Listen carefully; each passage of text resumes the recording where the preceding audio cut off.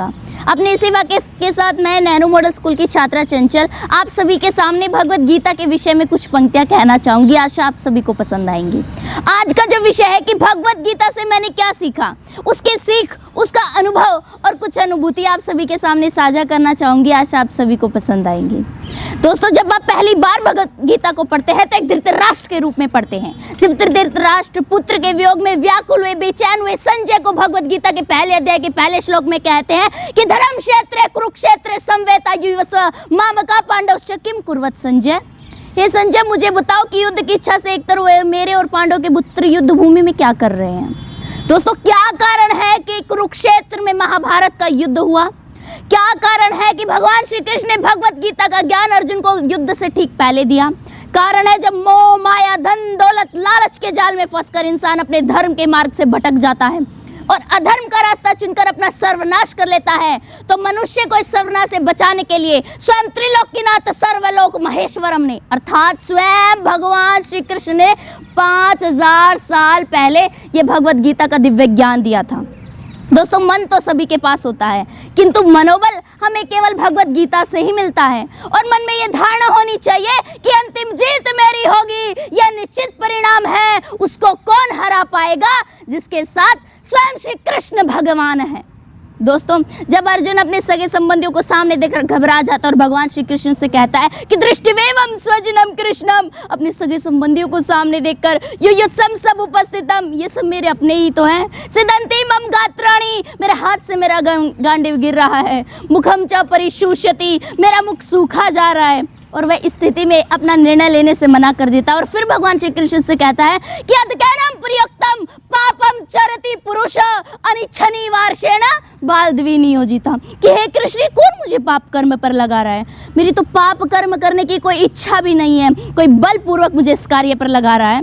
दोस्तों, पहले पूरे अध्याय में तो अर्जुन बोलते रहे, परंतु जैसे ही पहला अध्याय समाप्त हुआ तब श्री कृष्ण ने बोलना शुरू किया। और वो क्रांतिकारी श्लोक जिसे सुनने से आज भी बुद्धि चकरा जाती है। क्या कहते हैं श्री कृष्ण? क्लेलभ्यम न समगम पार्थ नेत्रतः सुपोहिता शुद्रम हृदय दुर्बल्यम व्यक्तवोत्तिष्ठ परंतप, कि हे अर्जुन, यह जो तुम अपने हृदय की दुर्बलता दिखा रहे हो यह तुम्हें शोभा नहीं देती। इस कुंती पुत्र अर्जुन को, इस द्रोण शिष्य अर्जुन को, इस वीर अर्जुन को शोभा नहीं देती। इसे त्याग कर खड़े हो जाओ, अपने धर्म के लिए, अपने हक के लिए, अपने राज्य के लिए खड़े हो जाओ। अर्जुन, खड़े हो जाओ। दोस्तों, भगवत गीता में अर्जुन प्रश्न करते हैं, श्री कृष्ण उत्तर देते हैं। अर्जुन प्रश्न करते हैं, श्री कृष्ण उत्तर देते हैं। क्यों भगवान श्री कृष्ण ने अर्जुन के हर एक प्रश्न का उत्तर दिया? क्योंकि भगवान श्री कृष्ण चाहते थे कि युद्ध से पहले अर्जुन के मन में कोई संशय न रहे, कोई डाउट न रहे। किसी भी काम को करने से पहले हमारे मन में कोई संशय, कोई डाउट नहीं होना चाहिए, वरना वो काम हम ठीक से नहीं कर पाएंगे। दोस्तों, अपने इस विश्वास के कारण, इस बिलीफ सिस्टम के कारण वाराणसी के सोनम पटेल महज 8 साल की है, जिसे भगवत गीता का हर एक श्लोक कंठस्थ याद है। न केवल श्लोक कंठस्थ याद है, बल्कि उसको ये भी पता है कि कौन सा श्लोक किस अध्याय से लिया गया है। इसी विश्वास के कारण ही ब्रिटिश वैज्ञानिक जोलिनिक ने कहा है कि भगवत गीता के लिखे एक भी श्लोक को कोई वैज्ञानिक झूठा सिद्ध नहीं कर सकता, क्योंकि भगवत गीता सत्य है और सत्य ही सनातन है। अब भगवत गीता के ज्ञान के कारण ही तो चीन के एक यूनिवर्सिटी ने भगवत गीता को प्रॉब्लम सॉल्विंग मैन्युअल माना है, एक सब्जेक्ट के रूप में पढ़ाना शुरू किया है। क्यों? क्योंकि पूरी दुनिया में मैनेजमेंट के जो कंसेप्ट है वो भगवत गीता में भगवान श्री कृष्ण पहले ही दे चुके हैं। सबसे बड़ी भगवत गीता, जी हाँ, सबसे बड़ी भगवत गीता, जिसका अनावरण हमारे माननीय प्रधानमंत्री श्री नरेंद्र मोदी ने किया, जिसका भार 800 किलोग्राम है। बल्कि मैं तो कहती हूँ, यदि भारत का खोया संस्कार लौटाना है तो भगवत गीता को पाठ्यक्रम में एक सब्जेक्ट के रूप में पढ़ाना ही होगा।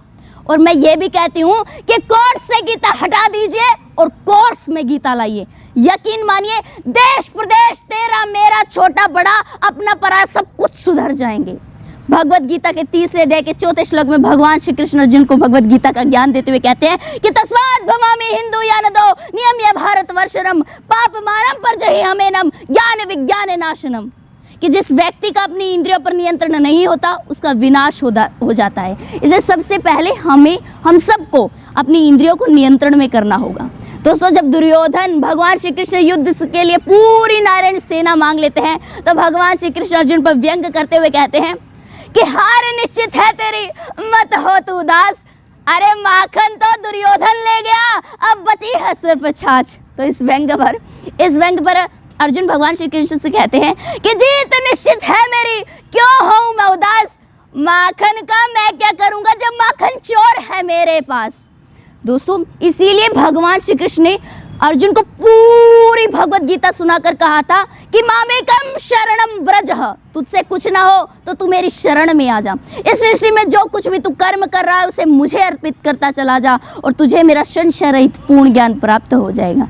समय की सीमा को देखते अपनी वाणी को विराम देना चाहूंगी और अंत में यही कहना चाहूंगी कि बिन जले भभूति नहीं, बिन चले अनुभूति नहीं। कोई चलता पद चिन्हों पर है, कोई पद चिन्ह बनाता है, रचता है जो इतिहास जग में दुनिया में, वही पूजा जाता है, वही पूजा जाता है। धन्यवाद।